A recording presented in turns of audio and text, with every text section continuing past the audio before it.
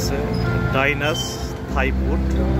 এটা থাই মুসলিমদের সম্পূর্ণ হালাল ফুড। এখানে হারামের হওয়ার কোনো সম্ভাবনা নেই।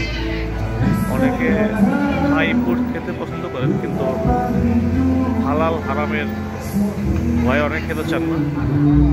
যারা থাই ফুড পছন্দ করেন তারা ডাইনাস থাই ফুড আসবেন, বুকিট বিন্তান, কুয়ালালামপুর। এই সবটা সুন্দর করে সাজানো হয়েছে, সুন্দর পরিবেশ।